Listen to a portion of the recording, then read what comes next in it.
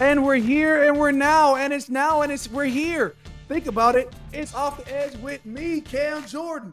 Me, me, me. We're here. Oh, it's spooky season. Yeah. It's about to be Halloween. Harvest Day for me growing up, which meant, I used to go to church and they used to have activities, but it was like trick or treating, but not trick or treating. We were, pretty safe. You guys stay safe out there, trick or treating. I know my wife has done a great job of putting together whatever we are going to be as a unit. I think I'm supposed to be Bowser. She kept calling him Browser, and I was like, that's something to do with the web. And then my kids. Tank is Mario. My oldest son is Mario. Then of course Glory is Princess Peach. Then my baby girl Cha Cha is Toad, and my third child, my second daughter Nia, is the little magician Goomba, Koopa, Trooper, whatever that part is from the movie Super Mario. No, that situation. So I'm looking forward to try to squeeze into a bodysuit tonight. The embarrassing things you do for your family. It is what it is. But stay tuned, stick with me. Don't forget to tune in, tap in, spread the word, tell your friends, tell your mama, tell your cousin's mama to give us a 5-star rating, leave a review, follow us on Apple Podcasts, the iHeartRadio app, or wherever you get your podcasts. Because today, not only want to cover spooky season, and that's Halloween, as well as some great things happening on the D line, taking over yesterday's. Or, great things happening, taking over 2 days ago, the Indianapolis Colts game. And how I think we affected a Gardner Minshew and the Indianapolis Colts. But we're also going to talk about who we got coming in. Von Miller, 2011 draft class legend, the active NFL sack leader. And then we're also going to talk about, the Arizona Diamondbacks in the World Series. It's been a while. It was 2001. I used to have that Randy Johnson jersey, and now I still got a new Randy Johnson's jersey. That's Serpientes, the Arizona Diamondbacks, hometown team. You got to root for them, especially when they're in the World Series. Tune in, tap in. Off the Edge podcast with me, KMJ.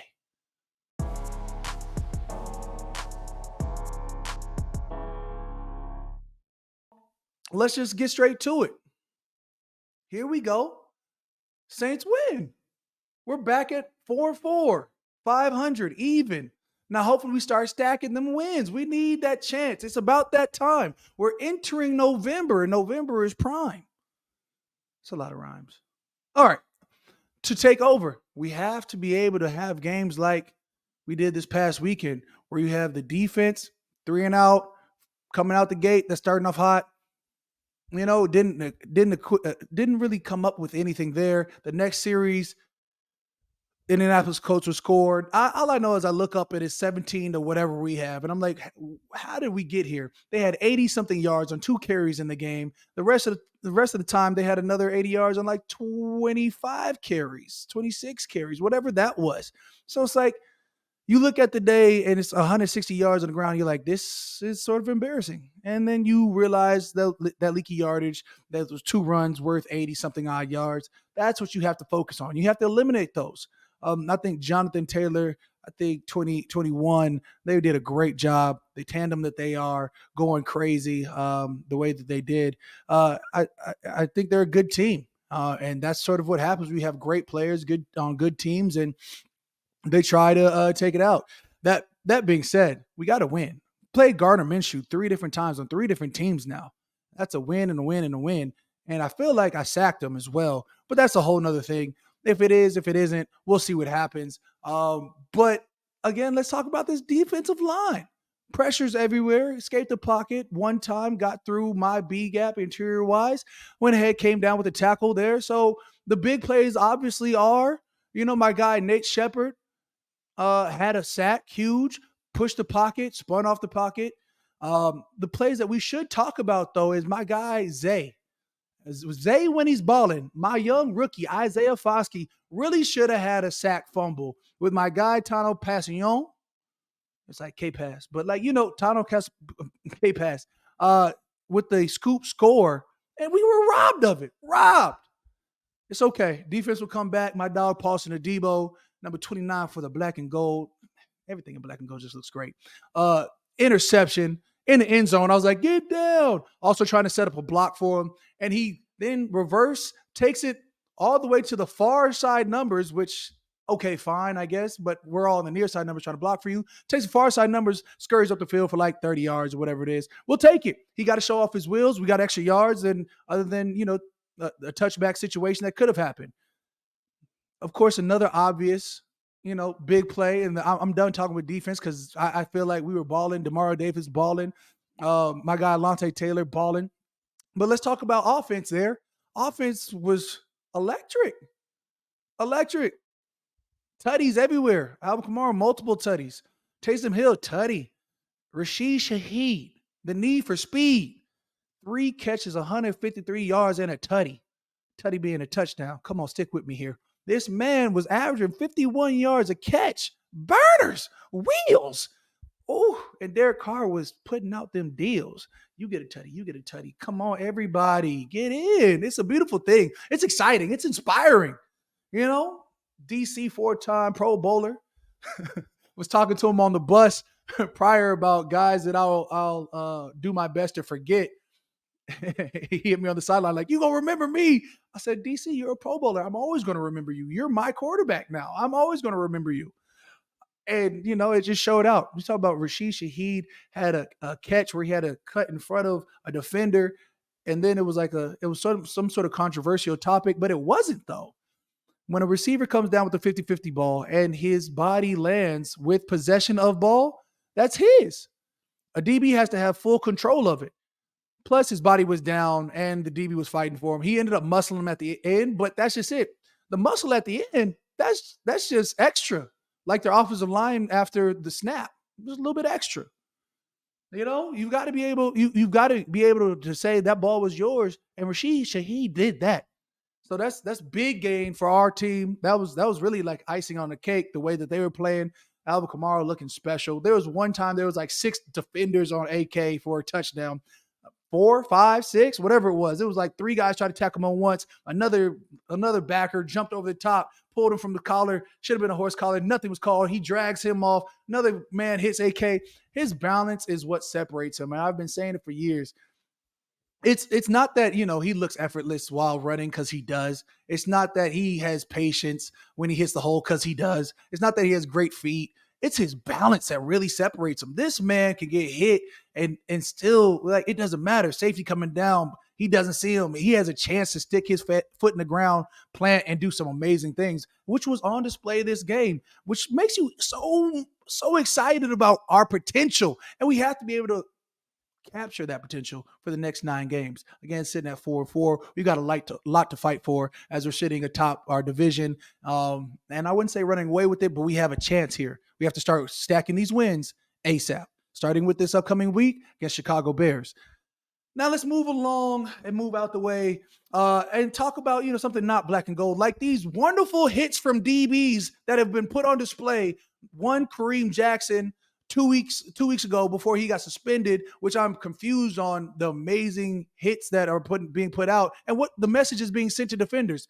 Yes, we get it. The world wants to see touchdowns, but come on, you can't, like, defense works off of aggression and fear instilled. And my guy Kareem Jackson is the epitome of a professional player, 14 years in the league. He's out here playing safety, puts a hit on a receiver, and he gets suspended for 4 games, and it was a good hit. Like, where do you want this man to lead? I feel like that set the tone to send it off to the college level.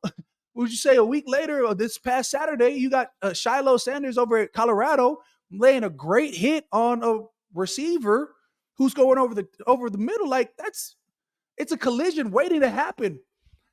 Heads out of it. He leads with shoulder. Like, I don't understand what we're doing here. What message are we sending to kids? Stick to flag football? Maybe anyways, there's so many ways we go with it. Like, hey, maybe we get a competition committee that is full of players that have played, and not like played back in the 50s, but like played relatively in this time gap, this era, if you will. But that's just my take on that. I think it'd be remiss of me of saying I've been so blessed to play in this league for the last 13 years. I finally hit my 200th regular season game. I think I hit a 200. I thought I hit a 200, but it was with the playoffs included. So this past weekend was my 200th regular season game, 199 start, 99th start, which is I feel like which is impressive. Being from draft class 2011 with so many Hall of Famers, so many goats, everybody that from Cam Newton, the way he changed the game, enter the field of play to, right after him being Von Miller, who we're gonna have on the show later. Let's just talk about his Von Miller. Go, 120 something sacks deep in his career. He won a Super Bowl with Denver Broncos, who drafted him. Won a Super Bowl with the LA Rams with Aaron Donald and Matt Stafford and Cooper Kupp and all these other talented individuals. And now he took his talents over to the New York Buffalo, which is crazy to me because that's too cold for me. Like he's a legend in his own right. Simply for that. So we're going to talk to him about what he does for Halloween, because he's got two boys. He has big old chains that got their names on it. He started off with Valor, and then you've got Valiant. We'll ask him about this later. But then of course, let's just talk about today, spooky season, what he does there. And I just want to say it's Halloween, so it's Halloween, but it's a Tuesday, and it's the trade deadline coming up. A lot of things have already happened. You talk about the notable would be Big Cat Leonard Williams from USC getting traded from New York to the Seahawks. I don't know. Maybe like I said, maybe I'm biased. I'm just like loyalty, and teams are like commodity. Like at the end of the day, players seemingly are leverage or commodities that they're just. If it feels like nothing, it sort of hurts. I don't know. Like I said, I'm biased because I've been with the New Orleans Saints for 13 years. I'm biased because, my dad, Steve Jordan, Vikings, Ring of Honor, 6-time Pro Bowler, was, one clubber when I was over in Central Europe. They were like, "Oh, you're a one clubber." I was like, "Sure, I am." When you play for one team, you get a lot of loyalty, or I feel like there's ties there. Like all my kids are from New Orleans. All like I met my wife in New Orleans. Everything that has good to me has happened as a grown man sort of happened in New Orleans. So the city has embraced me just like I've embraced the city. So I would be devastated if I was ever traded. Now, have I seen trade rumors with my name attached to them? Sure, plenty. Over the years, right before I signed my first, well, technically my second deal, but my first deal after being drafted by the Saints, there was rumors going around I could be traded, and I went up top. I was like, "Hey, is that true?" And they were like, "No, but if there's a good deal for both of us, we're probably, we could be open to it." And I was like, I was like, "You send me anywhere cold, like that's it for me." And they laughed, and I was serious, and it is what it is. 8-9 years later, I'm still a Saint. I think the year 7 or 8 or whatever that was, there were some trade rumors going up there, and by that time, I'm balling, and I've made enough to never have to work again. As my dad would say it, I've got to leave me alone money, and that's the abridged kinder version. And I don't know what that means, but it means I was able to dictate a lot of things. Like, if you trade me, I will retire. And they were like, "No, you wouldn't retire." I was like, "No, I would." Like, right now I'm on a legacy vibe. I love the city of New Orleans. I love the Saints. And people were like, "Hey, man, what about, I got great friends that talk about the Dallas Cowboys, because the Cowboys nation's too damn deep. I've got friends from back home in Arizona, like, "Man, don't you want to play with the Red Wave," or whatever they call them? I don't know. As much as I am a fan of all my Arizona teams, from ASU, where my running back coach in high school, Sean Aguano, who became the head coach for my high school after I left, became the running back coach over at ASU, who's still there.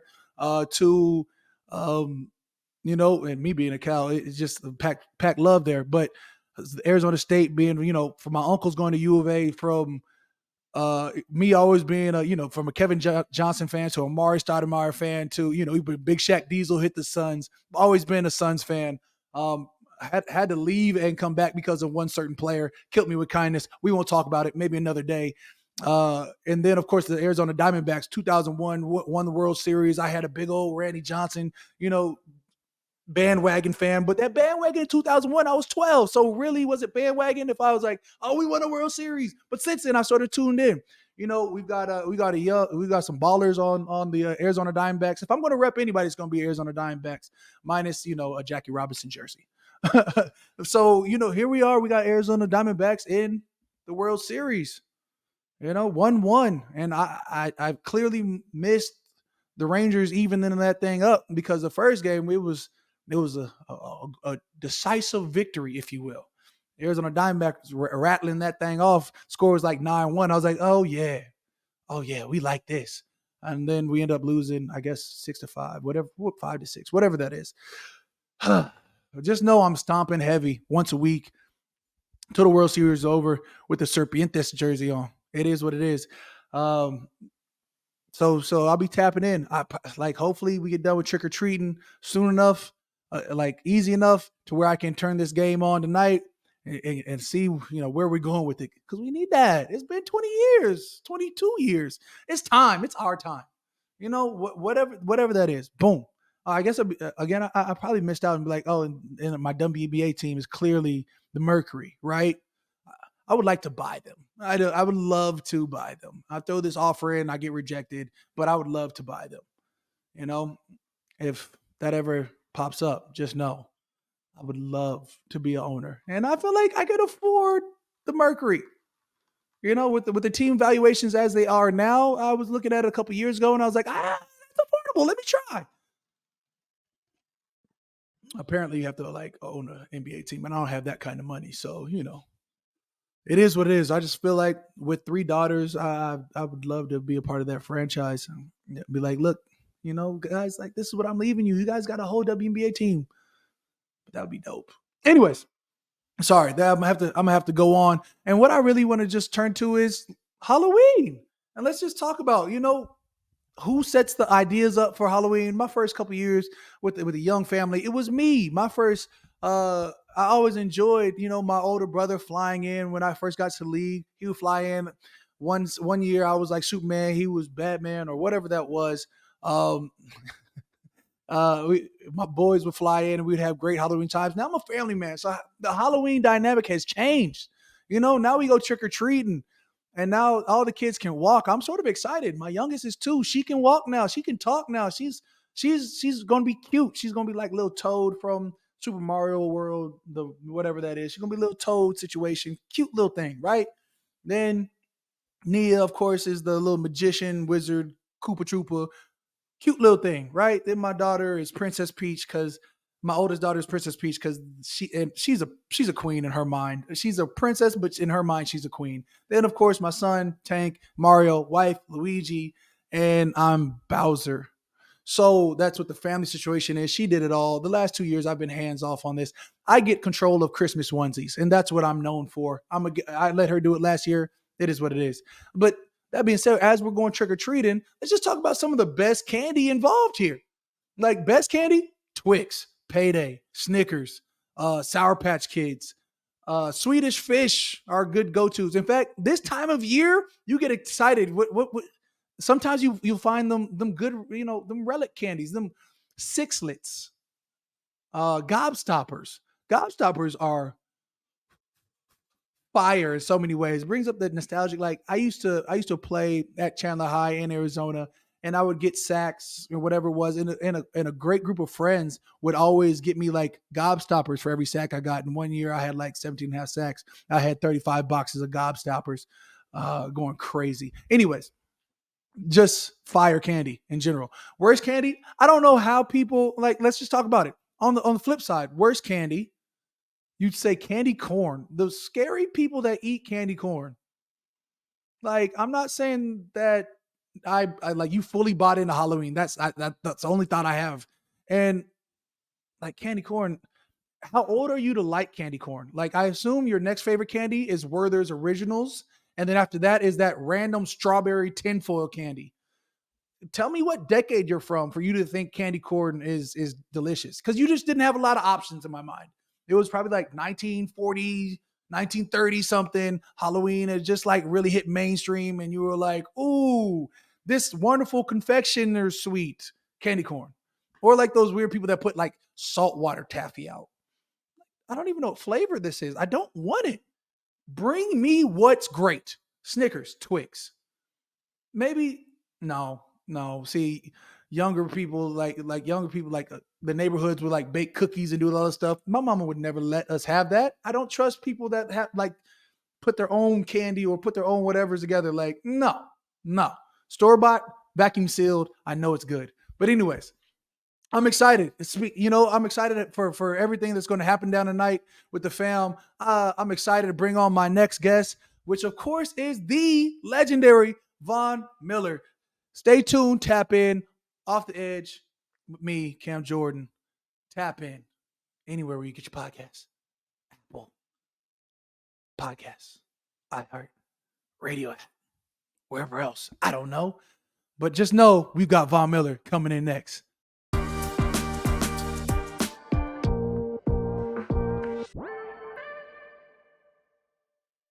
All right, appreciate you for tapping in. Legendary Von Miller, Von Bilsner, a hope and a hero, draft class 2011 legend, number 2 overall. My man's got, leading active sack leader, if that's how you word that, 123 and a half sacks in the career. Stop playing with him. We clearly played the same timeline, draft class, same year, coming from Texas A&M, where you're an All-American over there, coming to the pros, where you're a multiple All-Pro, 8-time Pro Bowler. The accolades go on and on.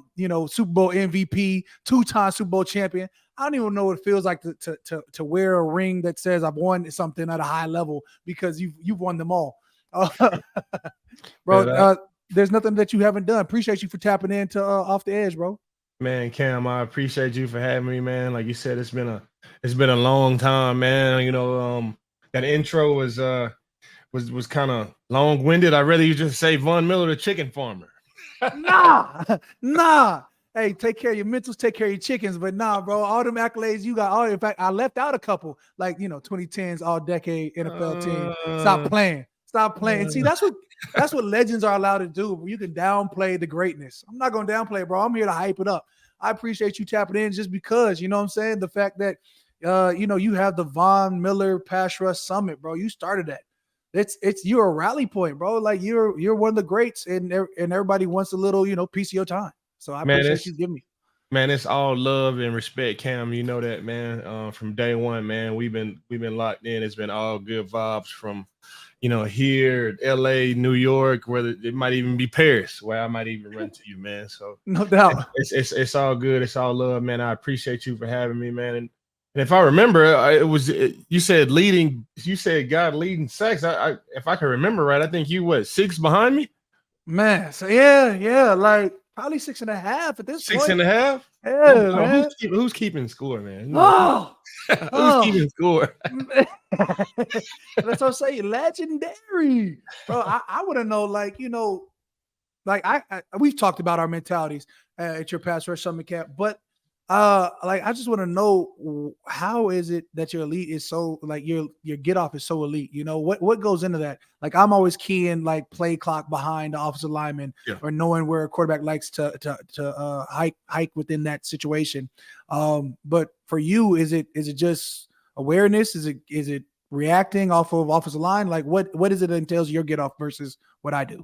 Man, from going to the Pass Rush Summit, I look at whatever information I can get, whether that's the play clock, whether that's formation, whether that's the right tackle or the right guard or the center or the left tackle and the left guard. Like, I'm looking for whatever I can get to really help me with a good get off. It might be the center's heels. He might be, because sometimes these 300-pounders, they need a little bit of help to like get out of there. Sometimes it might be the quarterback under center. Especially the tall quarterbacks, they like to, crowd underneath there, and they have to move before they really hike the ball to get where they want to go. So I just try to look at whatever I can get, man. And it's hard to have 11 guys on the same schedule. It's hard to have 11 guys saying the same thing. I like to get a little bit of information from whoever's going to give it to me. Mm.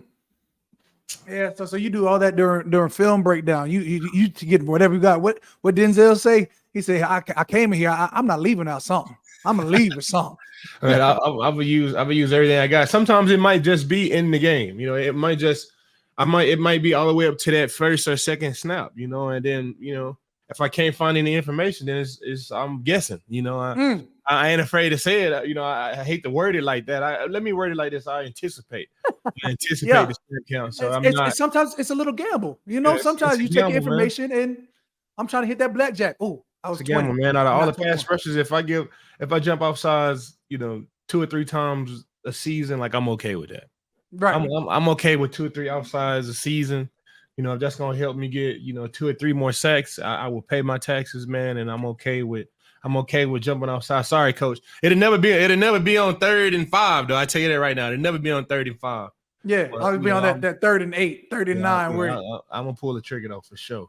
I love that, bro. So trade deadline coming up. I was talking about it earlier on the show, but just I've never been traded. You were a Denver legend and then got traded to the Rams. What is it? And now you're over at the Bills. But like, what does it feel like being traded and just the process? Like, I don't even know who I'd call to be like, hey, move my stuff, take care of my family. I got a game I got to play next week, and everything that I know and have known for years, got to figure it out. Man, I would tell you this. They will figure it out in a short period of time. Whether it's the equipment guys, whether it's your agent, whether it's your assistant or whoever, they will, I'm telling you, they will figure it out. And it feels like, honestly, it feels like your girlfriend just roll over and look at you and just say, I don't love you no more. I'm gonna go get somebody else. That's what it feels like. It has like that.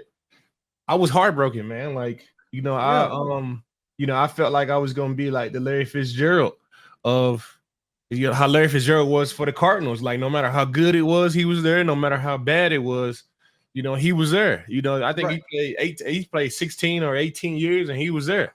Whether he was playing well or whether he was just, mediocre, his whole phase, he was there. And I thought that would be me. Obviously that didn't happen. But it felt like I was, when they told me, so that morning, right? They I had no idea, for one. Like, sometimes guys, they have like an idea. Sometimes they might be their agent. Rumors, little echo. I didn't have a whisper. Me or my agent, we didn't have anything. I didn't have any. They kept it all secret. And I'll go into the office right after the game on Sunday. I didn't play in that game. I come into I was in the training room getting my ankle worked on, and the head trainer was like, "Hey, man, George Peyton." He was like, "Man, George want to see you upstairs." And I looked at him. I was like, "Hey, why don't George come down here? Like, I'm in the training room." He's like, I think George wants to talk to you up there." So immediately I knew that I was getting traded. So I grabbed all my stuff, and it just felt so, every single step, it just felt like, dang, what's going on, man? It felt like I was going to the principal office. I get up in there, I sit down in the seat across from George Payton's desk. He presses a little button.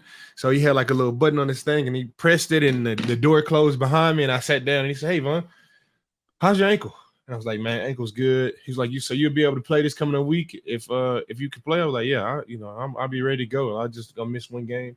He's like, "Okay, yeah, well, that's good. Well, I would like to tell you that we are trading you to the Los Angeles Rams," just like that. just like that. How you gonna ask me about my ankle if you?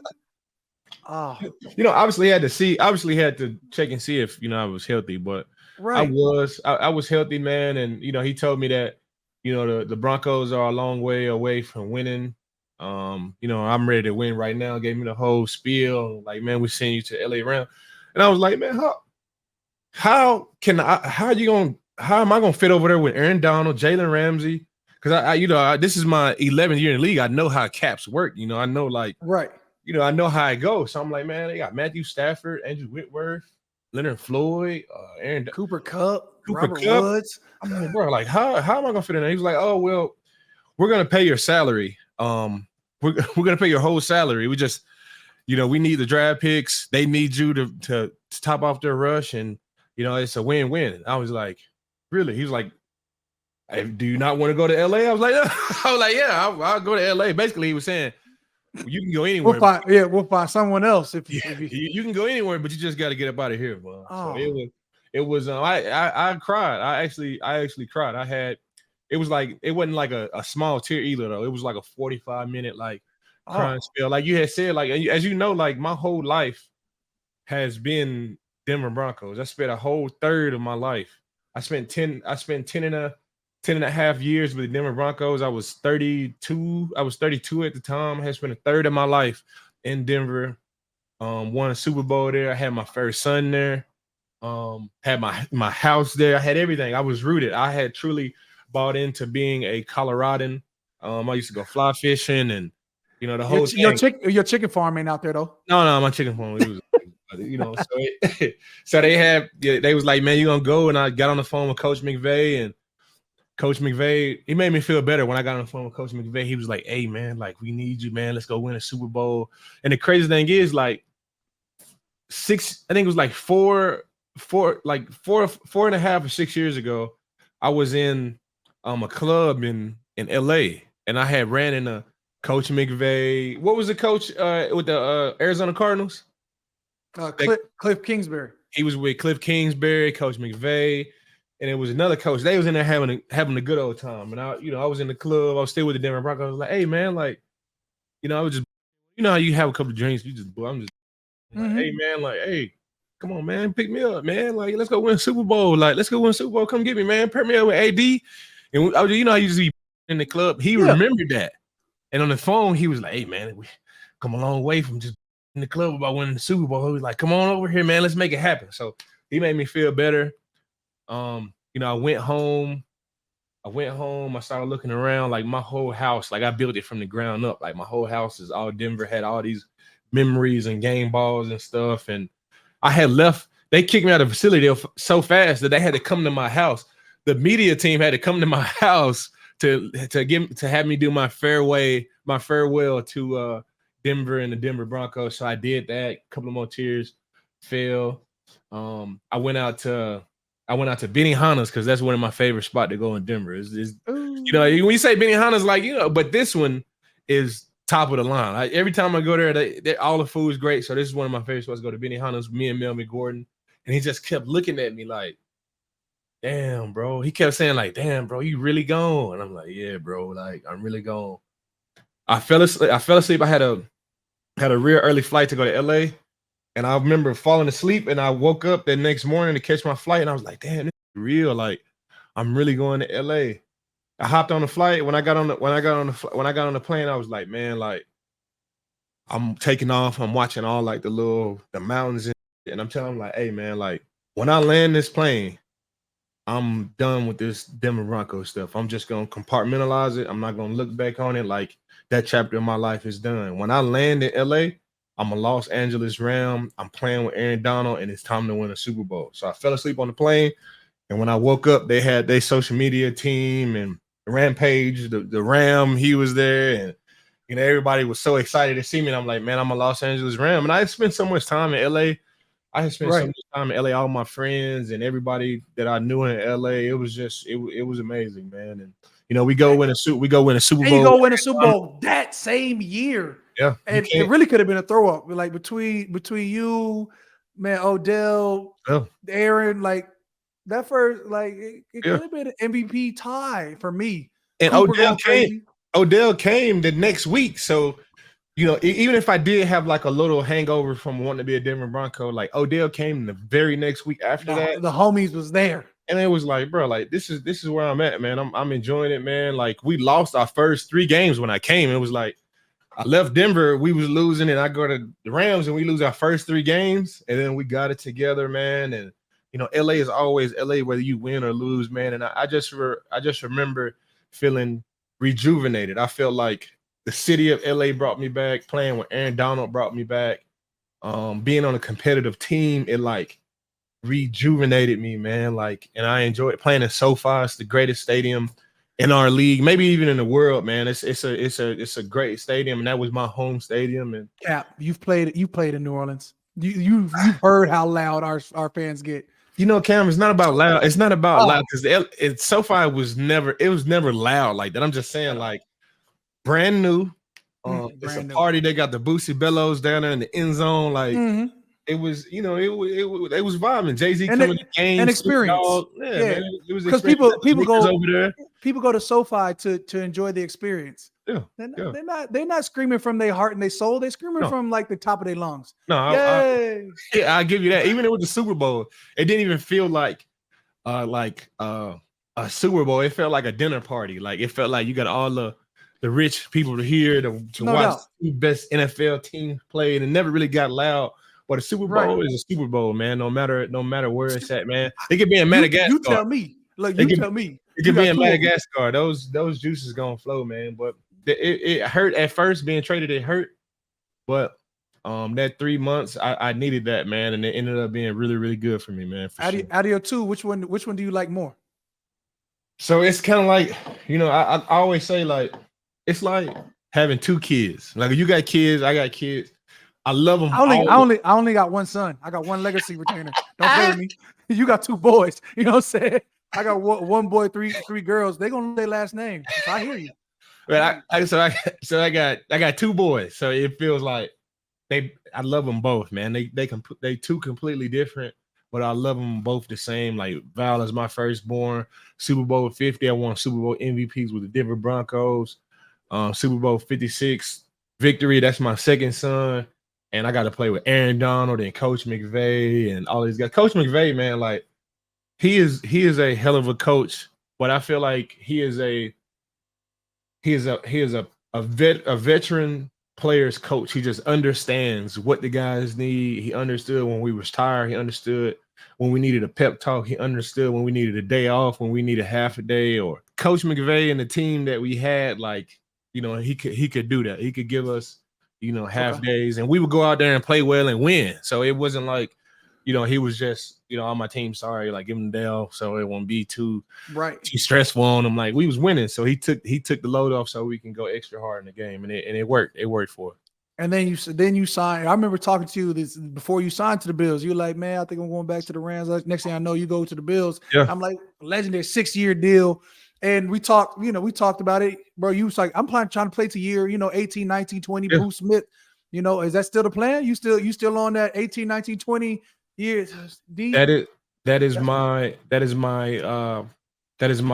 humanly mantra, my motto. That is my plan as a human being. Bro, you're my hero. God has my mom always said, if you want to make God laugh, start making plans. So that's what I want to do. Whatever God has for me, I'm gonna take I'm gonna take it with my chest up and with my chest out and my head up high, man. I'm already beat the game. I'm already won the game. Now we going back for the extra little like incentives and to unlock this character and to unlock this skin. Like I'm already beat the game, but now I'm just trying to like have total domination in the game. So with the Bills, it's obtainable, man. Like we got a great quarterback, we got a great facility, we got a great system. Being our GM is amazing, man. And if it's gonna happen, it's gonna happen here with the Buffalo Bills. I will say this. If I end up having them to leave and if I get traded again or if anything else happens, I will say this. I'm done, man. I'm done, man. Like Bills, this is my last stop. I'm not picking them back up and tying them up for nobody else. This is my last stop. So either I'm here for the whole 6 or whenever it's done here is done. I will say that. Oh, I'll say so. You played with Peyton Manning over at Denver. You've won Super Bowl there. You played with Matt Stafford over at the Rams. For the longest time, I would call him Matt Safford. I don't know why I messed up his last name. That was on me. It's the 2 F's. Bro, that's what I'm like. I don't know what I did to mess that up. And I was like, no, it's Matt. And I had a real argument and they got corrected. But like, and now you're playing with Josh Allen. At the beginning of the year, you said he's probably a front runner for the MVP conversation. Yep. Like, how do you feel about those quarterbacks? Is there a difference in terms of this probably a huge cerebral difference from Peyton Manning because he's just one of the most brilliant minds in the game to Matt Stafford to now Josh Allen? Do you think Josh Allen's still a MVP front runner? And 2, like, what was the difference between Super Bowl championship years and this year and now? So, all 3 of those quarterbacks that you mentioned, they have some similarities and they're different in a lot of ways as well. I think the similarities, we would say they all have this this persona about them. They all have like this energy about them that when they get out there, it's never really over. Even if it says it's over, even if we're down by 17, whatever it says is never really over. It's just a moment. We're waiting on a moment for them to click and put together 8 to 10 plays, and the game will totally change. All three of them have that ability to do that, and they do it in different ways, of course, but they all have that ability to do that. Personalities they were totally different, except for the energy component that I was talking about with all three quarterbacks. Matthew Stafford was he was more quiet. Peyton Manning, he talked all the time, but it was all business. And when you have that sense of urgency to go out there and win a Super Bowl, it's okay if it's all business. Like I don't mind it. I just want to win. I don't have no pride in none of this. I just want to win.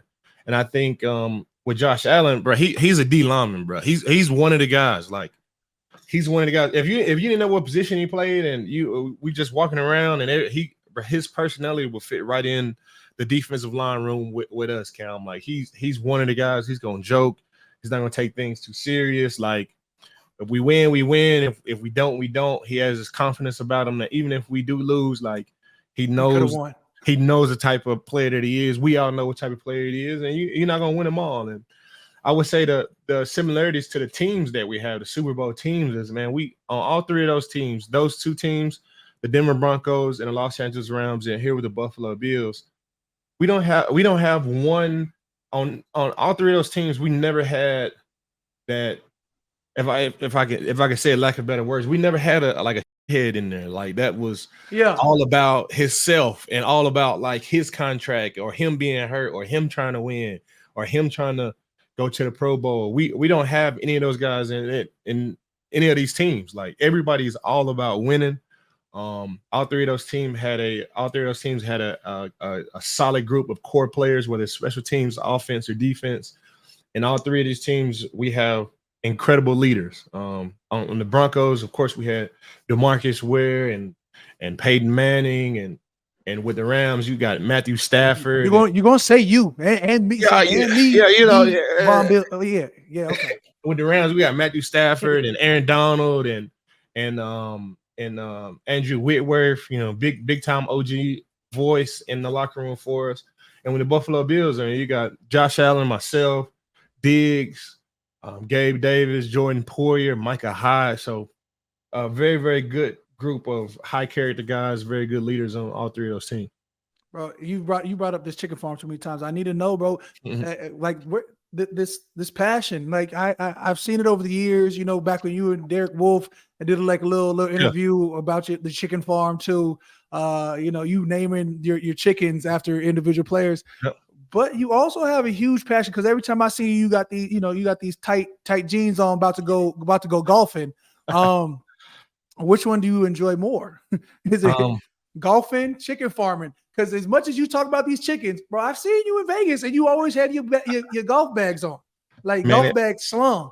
All I'm going to is Top Golf, and you out there hitting 18 holes. We got time, man. I swear to you, man. Like it's nothing like golfing, man. Especially when you develop your game and you start to get a little bit better. Now you can play like 18 holes and you can, bogey the holes or whatever, and maybe put together some pars. When you start to develop your game, like golf becomes like so enjoyable, especially if you're out there with your boys.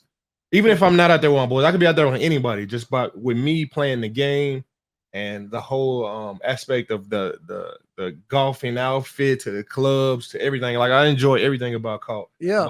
So if we're talking about what I enjoy the most, whether it's football, chicken farm, or golf, we're gonna take football out of there. We're gonna take that. I enjoy golf. I really do. I enjoy golf. Wow. I enjoy golf. Like if I could be the Von Miller of the golfing world, I would take that. I would take that in a heartbeat. But I love my job. Like I love my job. Right. I love playing football. This is what I want to do. This is my childhood dream. This is what I want to do. I'm living my dream. But there's nothing like golf. I enjoy golfing, and chicken farming is good. When the financials are good, and when money is always good. Like I enjoy that. But if I don't want to be out there with chickens, all day and on the chicken farm all day, I'd rather be on the golf course all day, if you ask me that. So I enjoy playing golf, and it's one of my passions for sure. Man, I enjoy Top Golf is what I enjoy. The chicken farm thing, man. The chicken farm. I didn't grow up raising chickens. I didn't grow up on no farm. Like I grew up, I hunted and fished. I started hunting and fishing when I was a little kid, but I never really was like a farmer or anything like that. I went to Texas A&M. I took I'm not it gonna easy lie to you. college. I thought you always was a chicken farmer. Like I was in college. I took an easy class. You know, like most student athletes, I needed help with my GPA. Took a little quick elective. Yeah, elective meat production 101, poultry meat production 101. It was averaging an A-. I take the class, and it is easy. Like I'm falling asleep every day. Like I'm sleeping in class. My professor would wake me up though. He would wake me up and make me come to the front of the class, and he would make me like regurgitate some of the stuff that we learned in class. And in turn, I started to listen to some of the numbers, and I'm like, man, hey, you go to college to find your plan B. And I was like, hey, this is my plan B if I don't go to the league. You know, thank God I was able to go to the league, and I was able to be a chicken farmer as well. So it just started off by taking an easy class, man, for real. Jeez. All right, come on. It's Halloween, so I need to know, bro. Like, what's your favorite candy, bro? And what's your top 2 favorite candies, and what's your bottom tier? I would say, man, I know y'all gonna be a little bit disappointed in me, but I don't eat candy. I'm not a candy. I'm not a candy guy. Like I never really was a candy guy, even when I was younger. But when I started playing football, like professionally, it was like, if I'm gonna let go of something, I'm gonna let go of candy. But I've had the occasional sour punch straw before. Like I love the sour punch, and I also love whenever I was eating candy, Starburst. Stay skinny. You can't lose with Starburst or anything like that. And I like the small package of the Red Vines. The Red Vines licorice. And I would say that. How old are you for you to like look? I'm just saying. This when I did eat candy, those were things that I like. And I would say my bottom tier would be just the basics. Like candy. I'm not really a Snickers guy, or like Twix or Reese's. Reese's cups. Oh man, they overhyped. They make my stomach hurt right now. Overhyped. So you'd be okay with candy corn. Young Vaughn and Vin running around the neighborhoods. Yeah, candy corn. Yeah, candy corn cool, man. It's cool. Oh man. no. What about you? What's your top tier candy, and what's your lower tier candy? Top tier, the little fun size Snickers, you throw them in the freezer, hitting on a different level. See, then Gobstoppers and Skittles or something, the Sour Punch kids. They just banned Skittles in Japan. Yeah. And where are we? It's America. Skittles go hard too, man. I ain't gonna sit here and act like I'm too good for candy, but I don't eat candy. But I would agree with you on those candies. Touche. Hey, you still throw them legendary Halloween parties? I'm just saying, from Denver Broncos, you had the legendary joints. Legendary. Oh man, so I am very proud of my Halloween parties that I used to throw. I used to throw them, man. That was one of my things, man. Like I don't like to toot my horn on too many different things, man. When you decide to put a function together, it's always top tier. First and foremost, man, I am a team guy. I can toot my horn on that. I am a team guy. Not only do I know my teammates, but I love my teammates. And you just can't love anything. I spend time with my teammates. I know about their kids, where they went to college, what makes them go, what doesn't make them go, like background stories, man. I know everything about my teammates. So I can't toot my horn on that. And then when it comes time to entertaining, which that falls into being a good teammate. Knowing your teammates. When it comes to entertaining, I can do that. I've studied the science of partying and entertaining, and I feel like I have that down packed. And one of the things that really makes it go, like for me, whenever I was entertaining, was it had to be like I love Halloween for one reason. You can get all of these uniforms. Everybody likes to dress up and be somebody that they're not, and then you have fun. You got the alcohol, and it goes late, and you got all your boys. Like that's a function. For me, I've been sober for.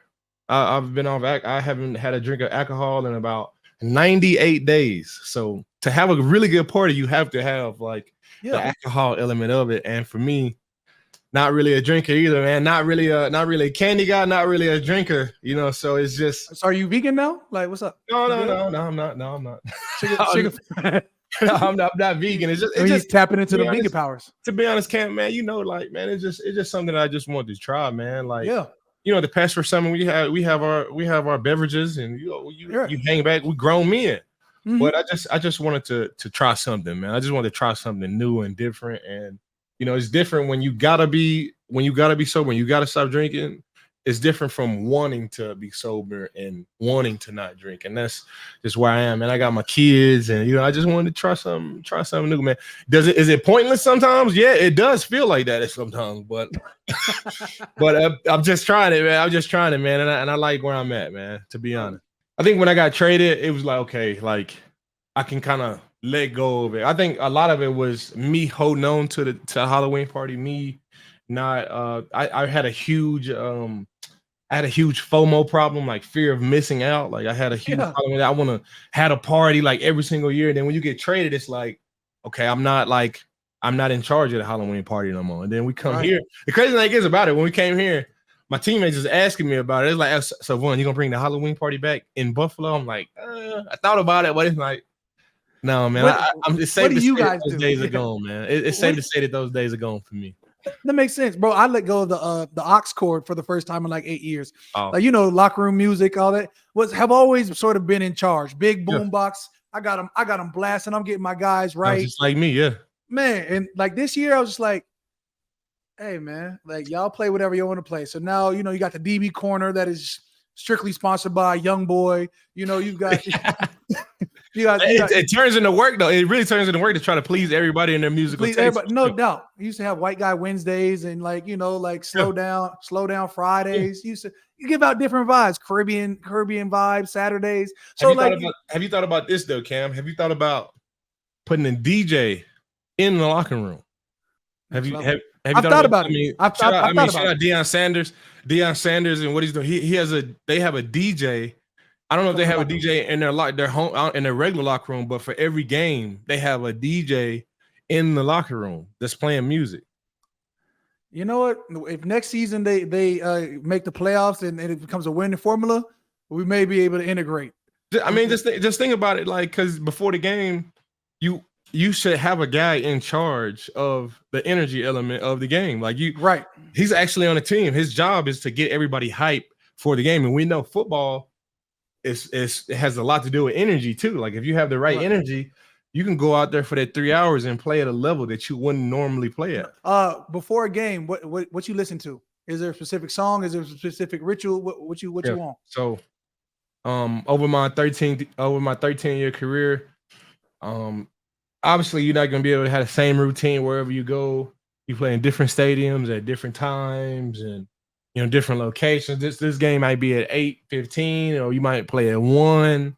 So things come and go. Part of my routine, some things come and go. But what I will say is, I have to do before every game. Right when I get in, I have to put my pads in my shorts immediately. Like while I still got on my street clothes, I have to put my pads in my pants.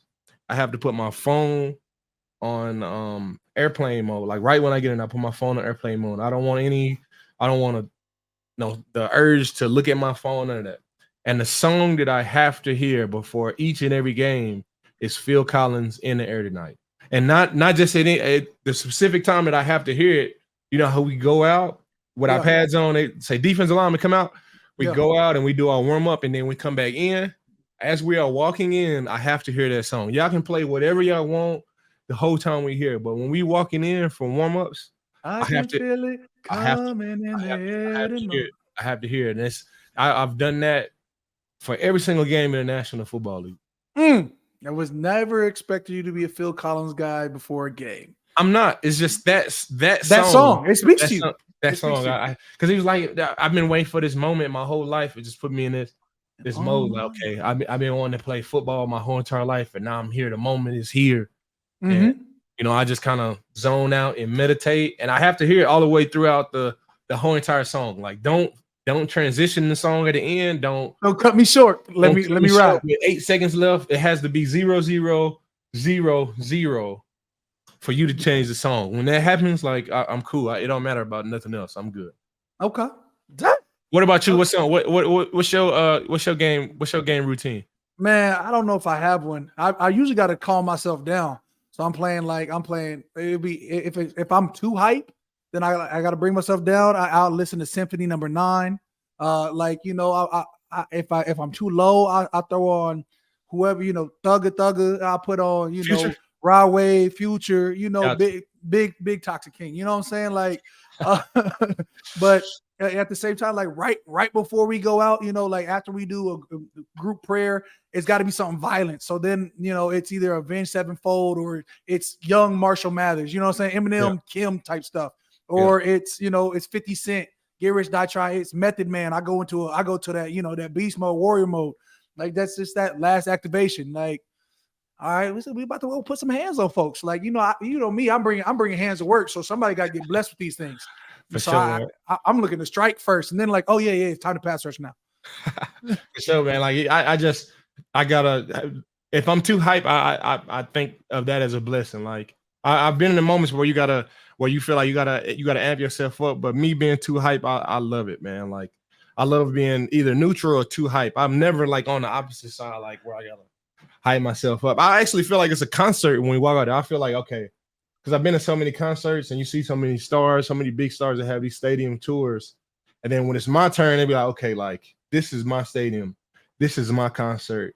I'm going to perform for the people that's watching, man. I'm going to get sacks, make big time plays that have changed people's lives. Like that's the type of mentality that I have out there. So I'm always on 10, and I enjoy being on 10 out there, man. And Cam, man, like, I've been a big fan of you since day one, man. I can't, there's nothing that I'm gonna tell you on this podcast that I haven't told you in person to your face, man. I love you, man. I appreciate you and your game, man.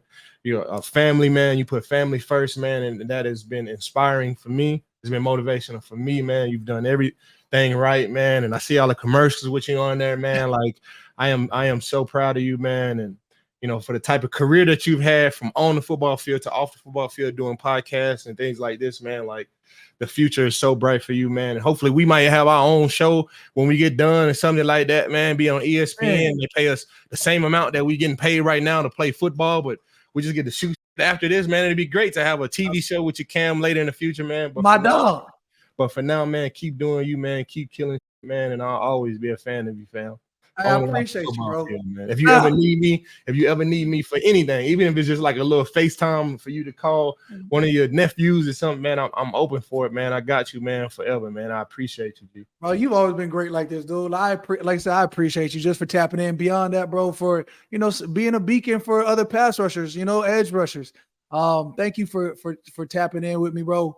For anybody that knows, Von's a legend. I'm gonna continue saying legend, just legendary type things.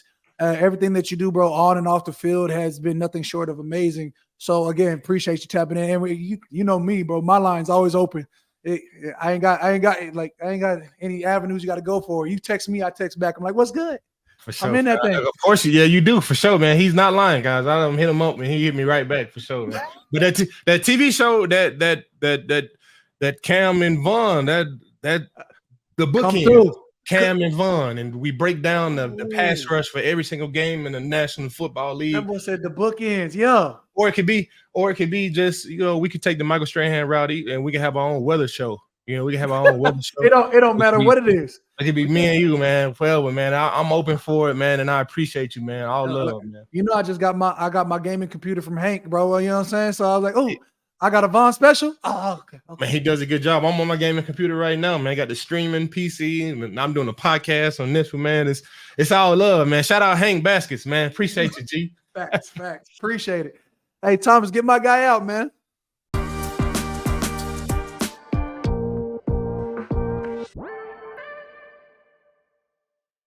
Man, my guy Von Miller is a legend.